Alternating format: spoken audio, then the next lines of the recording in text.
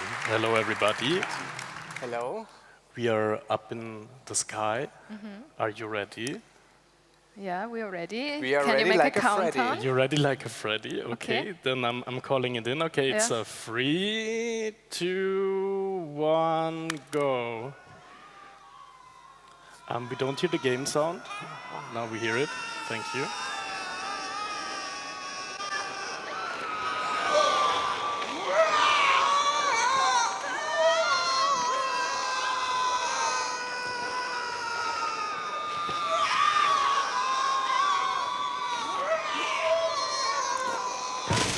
Wait. Okay, everyone made it safe? Yes, I landed safe. Okay, where Safe are and you? sound. Safe and sound, everyone Ah, okay? yeah, I see someone. Okay, we meet at the Yeah, at the let's sign. meet at the sign. All right. Ah, yeah. Okay. Yeah, hello and welcome also from my side. And welcome to the gaming world of Saint Denis, the central city of Red Redemption, the video game. We are going to have a look at this city and especially at the NPCs of this world, which are the non-player characters. Like, for example, this guy that is just passing us with this coach. These characters inhabit the game world, and we are going to look at it out of a perspective, a specific perspective, because we do really, I would say, yeah,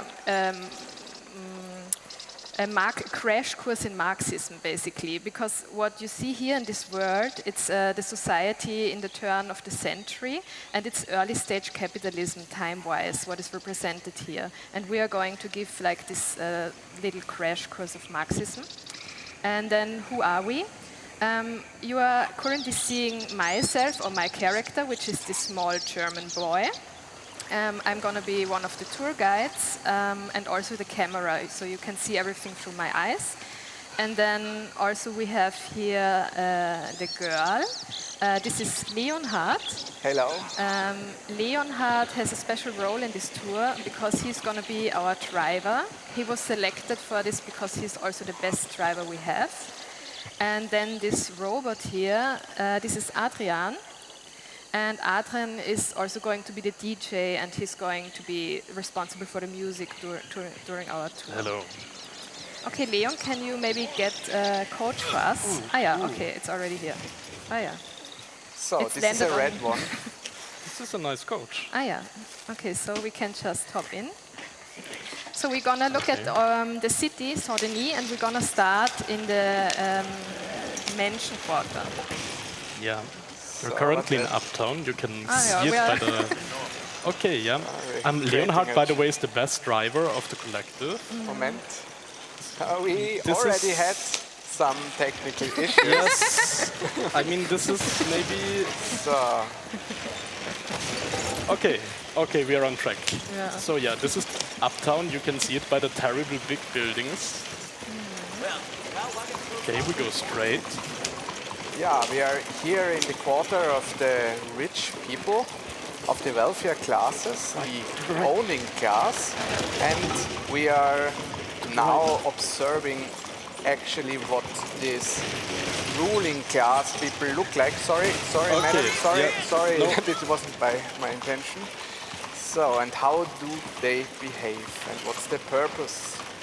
So, let's Okay. stop here and go into this. Why is mansion. this cowboy shooting at us? Oh no! What? Okay. Let's take him. Yep. So, Okay, you have the cowboy. Okay, not this. he's still shooting you. Sorry, we don't want to have violence. I'm No, no, gonna no. look Usually first violence is not our at this thing. building. Okay, okay. That's why I'm cosplaying a little girl. Yes, So- okay. Okay, go slow, go slow. We're here. So we are here in this, I would say, late 19th century mansion, and we are entering the backyard garden. Maybe we will find some bourgeois there. Yeah. Hopefully. Aber- We're a bit slow, but Yeah, it's we okay. can run, No, maybe. no. I think we. Yeah. So, We hello already guys. started. Here Ah, is a there's someone. gentleman. Oh, Okay, hello, let's- sir. Hi. What is he doing? He's reading the newspaper. In capitalism, the life of the owning class, or the bourgeoisie, consists of politics, arts, and leisure. In the USA, prestige doesn't derive from family background like aristocracy in Europe, rather than from private property. It is showcased by conspicuous consumption, demonstrative idleness, and leisure. Therefore, we can call this guy as a representative of the leisure class. Yes, and that they do leisure activities obviously doesn't mean that they don't work at all. It's just some free time thing to distance yourself from the life of working people by practicing unproductive work like education or dedication to aesthetic refinement or art, maybe. Bonjour, monsieur. Bonjour. Bonjour. And obviously they're speaking French. Yes, They're that's speaking- important. Yeah. And interestingly enough, while today's upper class calls themselves succeeders or high-level performers, we can kind of call this into question because they seem really chill, but they're still also super wealthy. So maybe we can find some other NPCs. Yes, I think if we go on the other side of Yes. the house, maybe follow the girl, yeah. Okay. Maybe we find someone here who's... here is a fellow. Someone is working. Ah, yeah. Okay. This gentleman certainly doesn't look like he's living here. He apparently is working here as a gardener. Let us observe him for a while. Looks like he's digging some sort of hole. No, he stopped. Okay. So apparently there are people working in these terribly big gardens of these terribly big houses, but we don't think that they live here. And we think they're just here to work in houses that have bathrooms that are of the size of my flat. Okay. Maybe let's get back to the coach because Yes. that raises a question. Where does all the wealth come from? Like, how can they afford these big houses? Yeah, maybe we don't really find the answer here, I would say. So, Yes, so we are transferring now. I think we go a bit back. And, yeah, so you have to make a huge U-turn with that. yeah, it doesn't beep when I No, go U-turn, backwards. U-turn. Okay, so Maybe some music. yeah, maybe some music. So we have a little transfer ride incoming. You can see clear. No. Sorry, lady. Yeah, Excuse me. it's your Leon is our fault. best driver, we already mentioned it. So we are going to listen to a song on the way from the Rosie Chain Gang. It's called the Southern Prison Blues.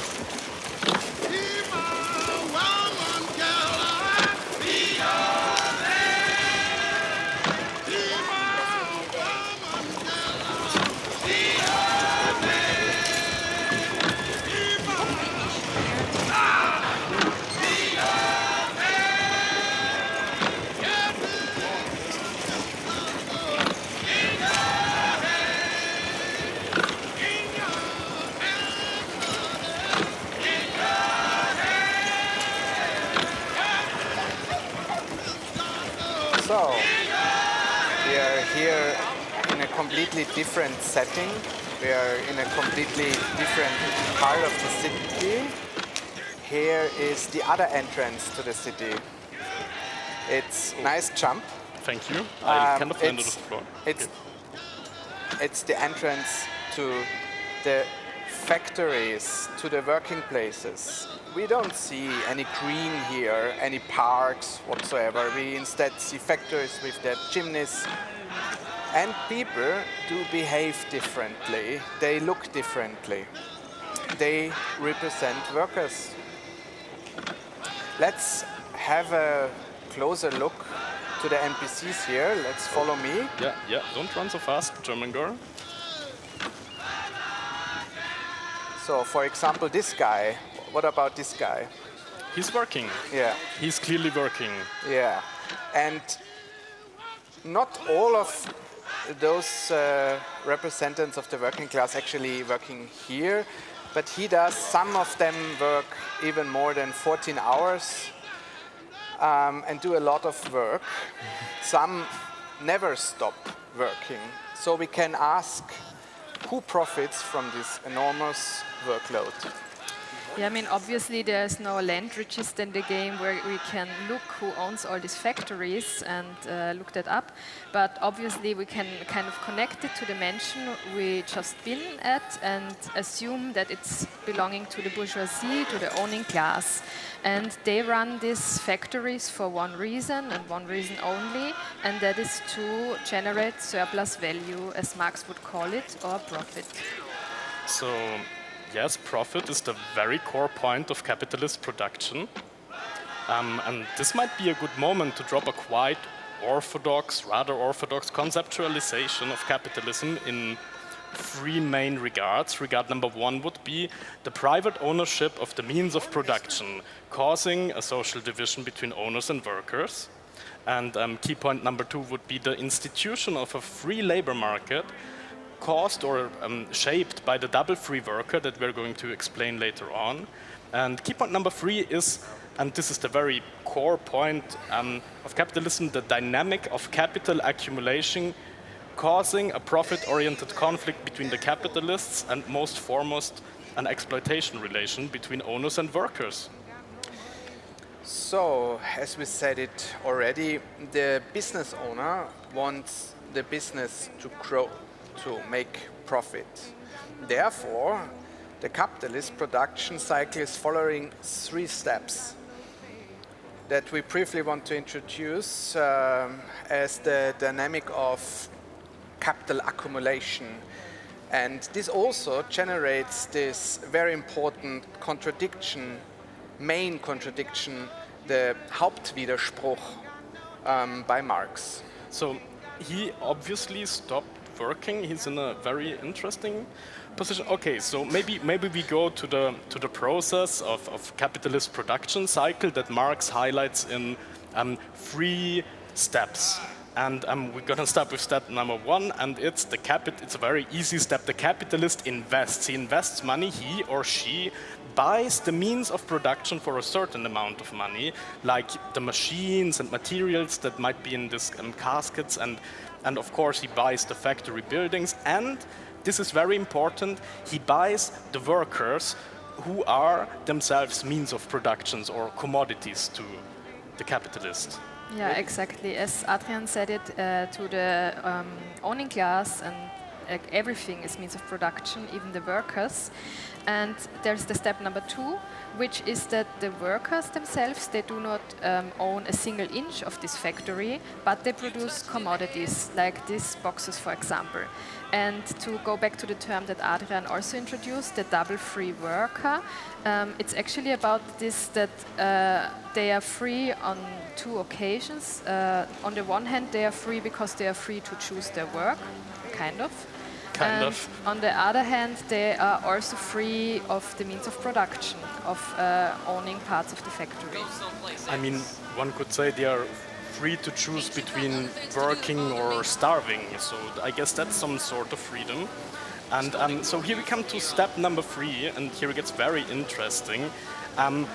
In step number three, the capitalist sells the produced commodities, but, and this is the core point of capitalism or capital accumulation, the capitalist sells the commodities for a larger amount of money than he invested in step one.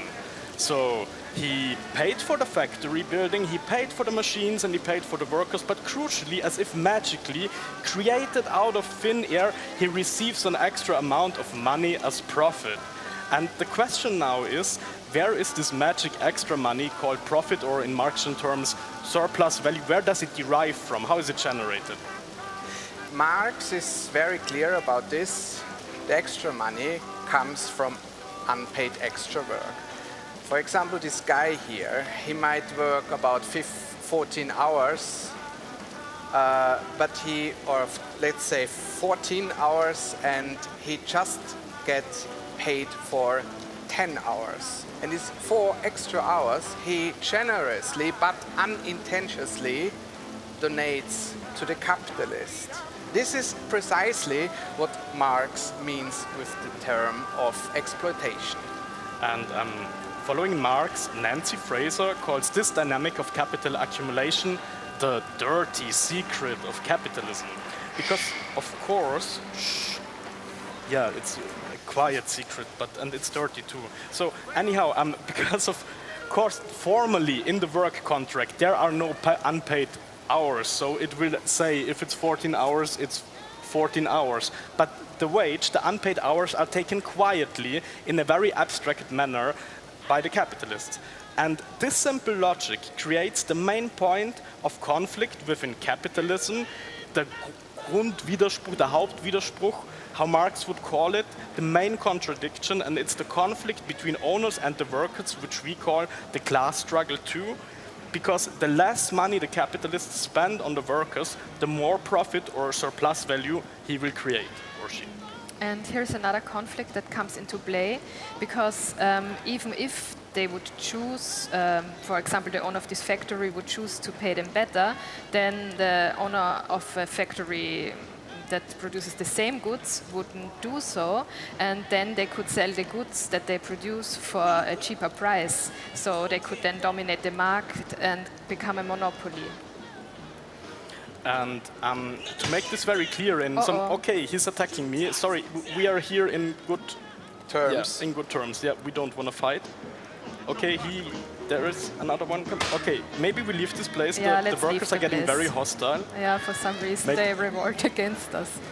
Even if we are here to defend them. Yeah. It's exactly like the culture bourgeoisie, like yeah, us. maybe they don't want us. Maybe they feel paternalized. To be friends with them. Okay. And, yeah, they don't like our bourgeois habitus. Yes, the good thing about being a robot is that it doesn't hurt too much. If But can you? let's go, no? I'm trying. Okay, I'm gone. Let's go. Let's run fast. Sorry, you workers, we didn't want no harm. Okay, so after we hopefully escape successfully, we will make a conclusion to the chapter of the... They're still running after us. I don't know. I don't want to That's look bad. back. Okay, German boy, run for the hills. No, there's no one. It's okay. Okay. But now I lost. We lost everyone. Okay, follow me, German boy. We run around the wall and make a conclusion to the factory chapter. Okay. Hopefully, we are not longer followed by these very angry workers. Okay, so around here, and soon we will be back at Leonhard. Oh, I will pick you up. There's a coach. No, just say where you are, so we find you. We're on the way. Doc Ross, Someone is yelling. and John Lee Hooker. Okay, for no good reason the music started, very sorry. Okay, so we try to make a conclusion for the factory quarter chapter, and we want to make it very clear. The system of capitalism forces the capitalists into a competition on who pays shittier wages to the workers. And the workers who, okay.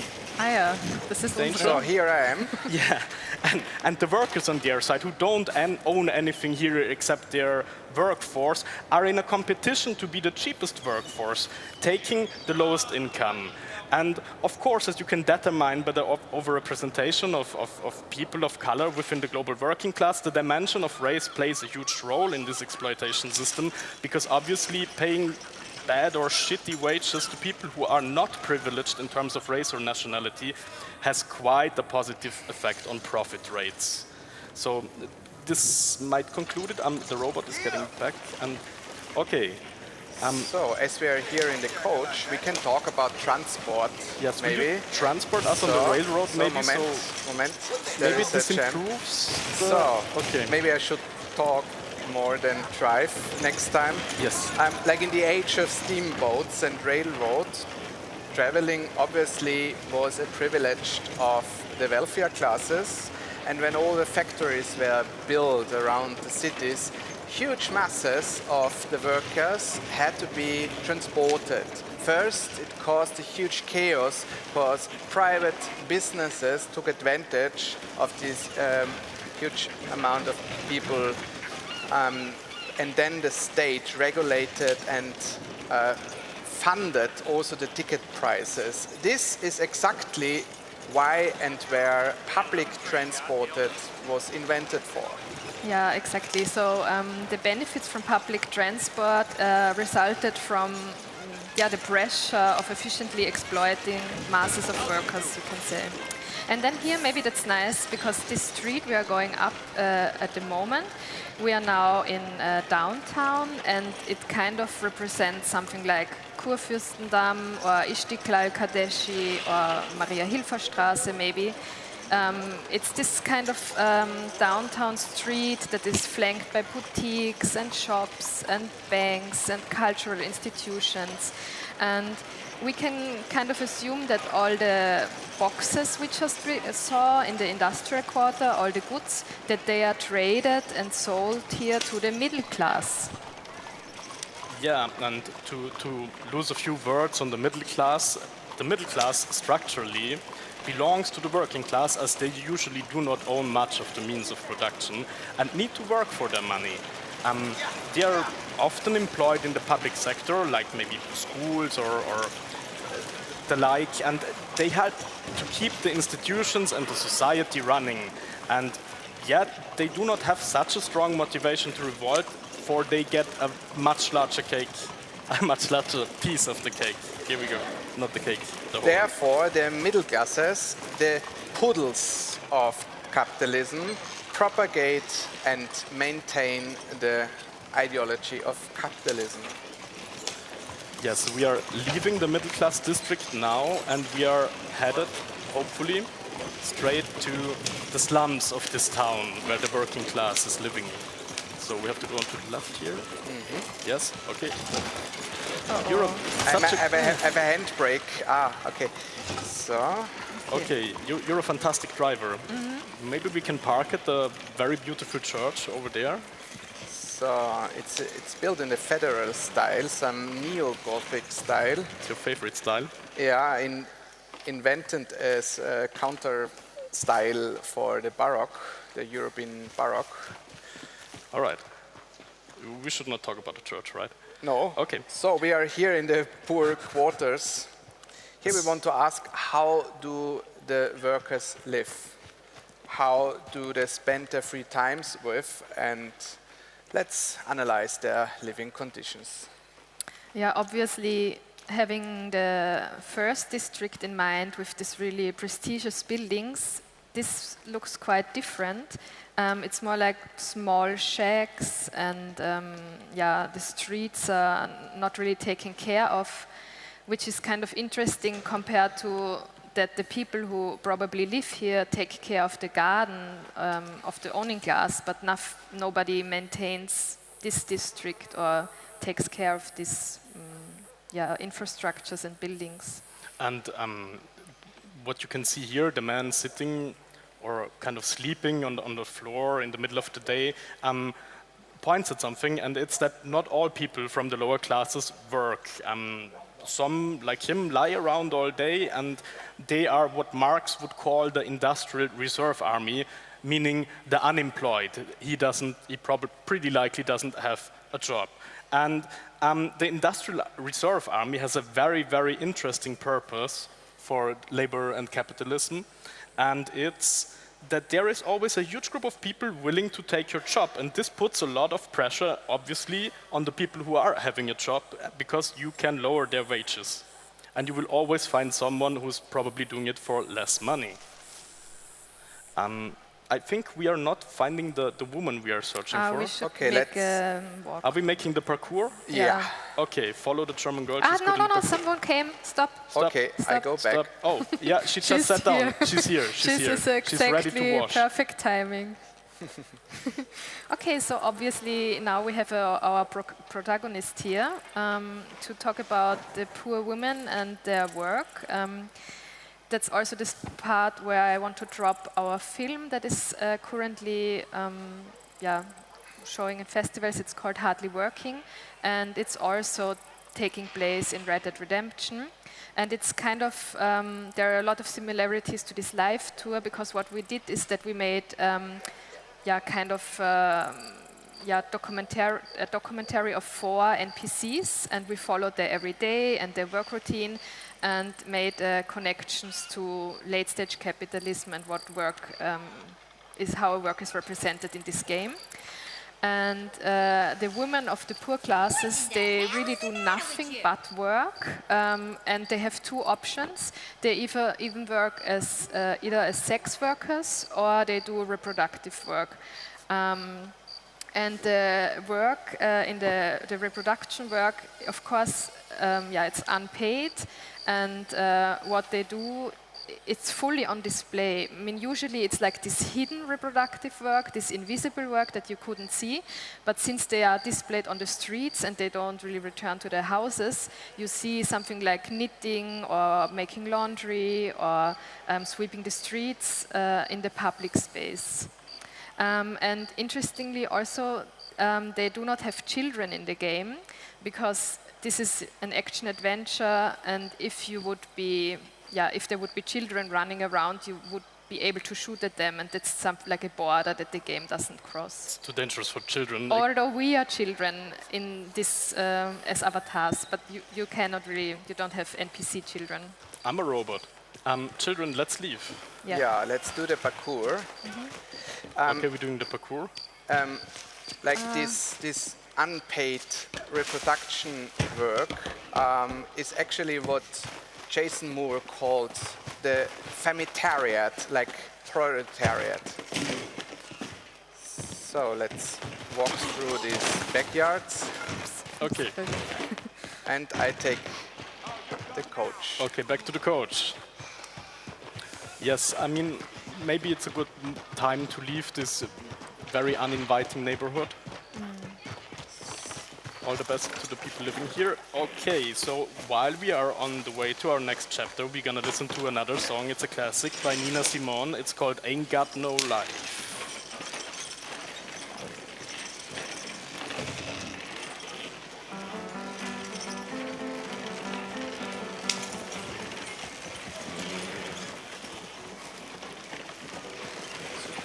The music is a bit quiet. Oh, guy. No. Damn it. Entschuldigung. Go on, get going. Ain't got no money. Okay. Ain't got no class.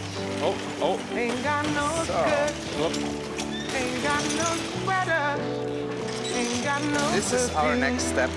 Ain't got no love. Okay. Ain't got no faith. Just encountered the soup kitchen, kitchen, so we might take a short music break and say something to the soup kitchen. It's a very interesting place. We can definitely try to answer the question, what happens if the people from the poor districts lose their jobs? Yeah, the sink and swim capitalism doesn't provide per se a framework for social justice. There are few liberal democracies in which the weaker parts of the society can go to hell. Someone else needs to take care for the poor to survive. In the USA, this role often is taken over by private initiatives or clerical associations who do this out of individual benevolence. I mean, this soup kitchen apparently is closed. I'm trying to get in, but it's not working. This welfare society or Salvation Army is called Saint Francis Welfare, and the Salvation Army, meaning these charity institutions, have a very important function for the capitalist society, because it's sparing the ruling class from encountering the ugliness of people dying on the streets. Like, that's a very bad thing to watch. You don't want to watch someone dying in the street, so that's the minimum.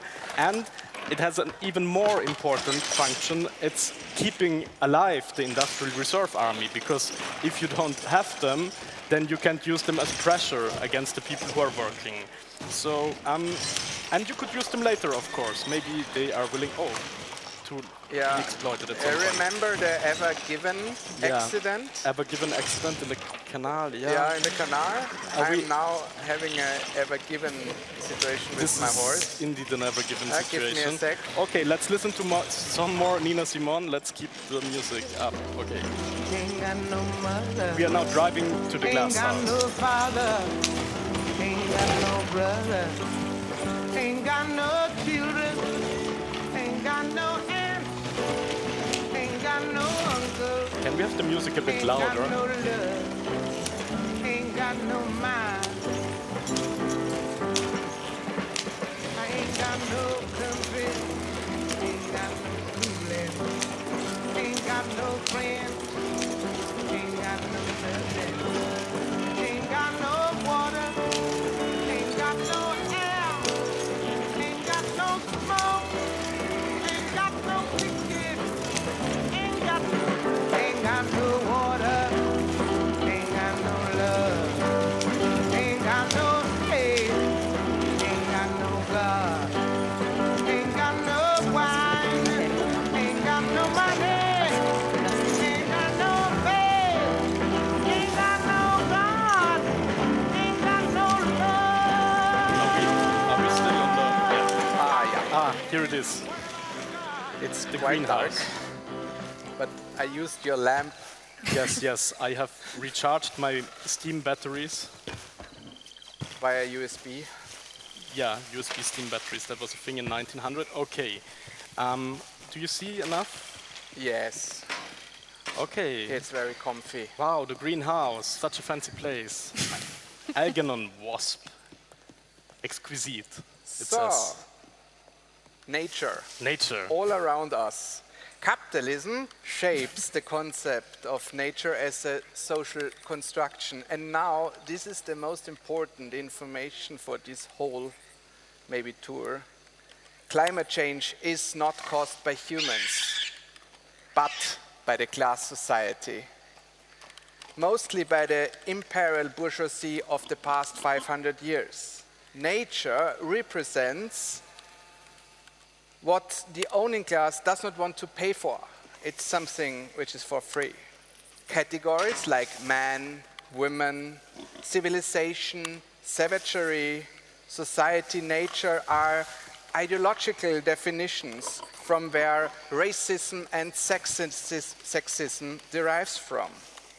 According to Jason Moore again, these groups, including women and savages, or as the capitalists would have called them, savages or indigenous people, are what Jason calls the biotariat. Similar to the proletariat, they experience exploitation, extraction, and colonialism. And so, following Marx's analysis that the human workforce is ruthlessly exploited to generate the maximum amount of profit, obviously the same goes for so-called natural resources. The dynamic of capital accumulation does not care about ecology, it only cares about profit. Nancy Fraser stated something interesting on what Moore calls cheap nature. Much like technological innovation, new or cheap resources can boost the profit rates just for a limited time, but when they enter the capitalized zone and become commodities, they stop to generate extra profit. They are no longer cheap. This implies that the exploitation of human labor will always remain the core source of capital accumulation on the one hand, and on the other hand, at the same time, this means that getting new natural resources is in the interest of capital, causing a situation in which, following Moore and Fraser, the demand of cheap nature rises faster than capitalism can secure and reproduce it. Yeah, and we have quoted him a lot tonight, but back then, 1842, when Marx was still a journalist, he actually wrote an article about the timber theft law. And in this article, he already kind of established the role of the authoritarian bourgeois state in context of with the rise of capitalism. Because capitalism didn't just develop through technology, it also developed because of the state guaranteeing property rights. And back then, in 1840, before before this timber theft law, people were able to collect all this firewood that the tree was shedding, and even though the tree or the land was owned by someone, of course, this was free to take. But after that law, there had really harsh penalties that took over, and it was no longer nature kind of deciding to get rid just of a branch and this being something to be able to take for free, but it became property. Kind of containering today that you also cannot just get food that was already put in the trash from supermarkets. And I don't know, maybe this is a good time to travel to the church and talk about the confusing relation between humans and nature, which are both definitely and indivisibly entangled with each other. And also, we will talk about how capitalist society appears as second or false nature rather than a human construct, which it is definitely. And on the way, where is our coach? The coach is here, follow me. Okay, we follow you. We have some other followers. I lost you. No, follow the pigs. Okay. Okay, yeah. No, I lost the pigs as well. Okay. then we do some magic real quick. Oh No, no, I see wait. you. Stop, German boy. Turn around. I'm here with the pigs. Ah, yeah. Oh, there is some bourgeois Wait, gentleman smoking the cigar. This is where you lose people in the blizzard. No? Yes, in the Okay. why is there a blizzard anyway? Maybe we change that. Yeah. Yeah. Talking about climate change, change yeah, it, yeah. please. I'm changing the climate. Yeah, it's perfectly fine now. Still. So, come on. Okay. Yeah, we're coming to the coach. Yep. It's over here. Yeah. Okay. Come with us, friends. Ah, yeah. The coach looks kind of broken. No, Yeah. it's just snowy. It's just snow? Okay. Yeah. That's okay. Yeah, we have overcome. Okay, while we are on the way to our next chapter, the church, we are going to listen to a fantastic song by Big Mama Thornton. It's called Hound Dog.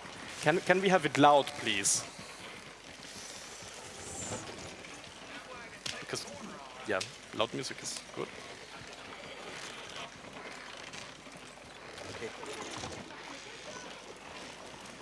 Okay. So we should skip things. Yeah, let's go We are directly to skipping the church. The church Yeah. apparently is not important. Maybe we can go to the art gallery on the way. Yeah, let's go to the I art think we have gallery. time for that. Yeah, it's an art context, so let's not skip the art gallery. Yeah, we're skipping the church, but we're going to the art gallery.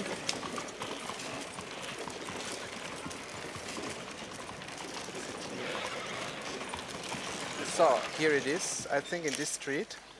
Okay, are we in the Ever Given situation again? Yeah, But we can maybe hop off and go to the art Yeah. gallery without Leon. Yeah. Okay. So let's leave it here. Oh, the pigs are coming. Yeah. Okay, so where is the gallery? Ah, here, gallery. Galerie Yeah. Laurent. Yeah. So we can maybe think about all Ah, these here. injustices that we saw in this game, and maybe art has an answer for that. Do you think? Maybe art has an could answer. have an answer. I mean, art can be subversive and can be game changing, right? Yeah, let's see. No, there's nothing there. It's an empty void. Yeah, empty Oh void. no, pigs are running into it. Maybe we should follow. Maybe we find some transgression in there. Yeah, let's follow. All right. Okay. What happens? Okay. Is art saving? No, everything is like before. Art didn't change it. Okay. Where we had been before. Yes. Okay, yeah. Yes. Oh, It's the the pigs same are coming out of situation. the gallery. The pigs Yeah. are well. Then let's go to our last stop, no? Yeah. Okay, so we are entering our favorite stop. It's the execution site. So come on. Yeah, I'm coming. Adrian. Yes, I can. Oh, you're with the coach because it's Yeah, like right in front of the gallery. No. Oh, it is. I'm coming back. A bit slower, Leon. You're driving Adrian away. ist noch nicht. You're driving away Leon, from the. stop. You're going the wrong direction, and we are late on time. Therefore, we skip the. Oh no, that's not you. Are you on the right? Okay, let's meet at the execution site. Okay. Okay. Na, wo gehst du jetzt hin? I follow all the pigs. Okay. Okay. Warum? The pigs are nice cookies. You can follow them. Yes, follow the pigs. Here we You go. will find me. So yeah, thank you for riding with me. Here we are, fam. Safe travels and catch you on the flip side. This is where the magic happens. Thanks for rolling with us. Execution site is where the magic happens. So we are actually here at the Buto Square. It's something like what in video game is called Easter egg. Like Buto actually was someone who was hanged on an execution site because he was assassinating back then President James Garfield, and therefore he was hanged. So we are on this side. Yeah, and this is quite an important stop for us to also talk about the authoritarian state apparatus. But this was actually more a chapter from the church that we That's didn't true. do Yeah, we have tour. skipped the church chapter. It was about saying back in the days it was. Anyways, at this execution site in the game, you actually do. You help to kill an outlaw, which is actually really desperate and horrible scene in the game. Yes, so we might try to come to the last chapter, and we start in the 19th century, around the time the game we are in right now, Red Dead Redemption 2, is set, and it's and in this time industrial capitalism was on the rise in the United States, and the laborers had to work for 60 hours in 6-day weeks. It was terrible, and of course in Chicago there were protests on the 1st of May in 1886 at the Chicago Haymarket. And this May Day, or Labor Day, was born here. Millions of workers took part in the nationwide strike for the 8-hour day, striking fear into the hearts of the bourgeoisie. Someone was throwing a dynamite to the policeman, and the policeman caused a huge havoc and killed a lot of workers with their guns. Yeah, they basically shot into the crowd, and this incident is well known as the Chicago Haymarket Massacre. And its aftermath led to a huge show trial, but surprisingly not against the police, that we couldn't talk about, sadly, but against the anarchists. And 7 of their union leaders were sentenced to death, even though none of the alleged anarchists were proven guilty. And one of the anarchists who was hanged on that day, August Spies, famously claimed, "You can't live like a herd of cattle forever." Let's spam the world with cows too big to be enslaved. yeah, this is a big cow. Okay, So- this is a very big cow. Uh-oh. Okay, maybe we can make another big cow. Here you go. Okay, mal kurz raus. Okay, are you okay? Yeah. Okay. And maybe we can listen for the final scene to music this time. Maybe not. Come with me into the balloon. Let's get away.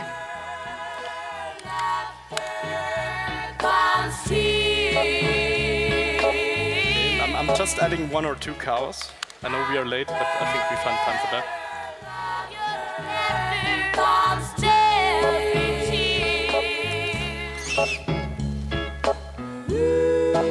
When you're in love, you're happy. Oh, and when you're in arms, you're gay.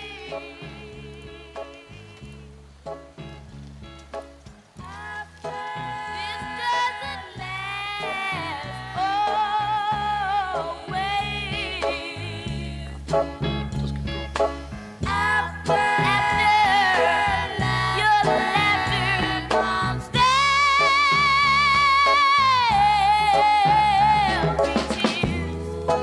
My friends all say, don't try to hold it.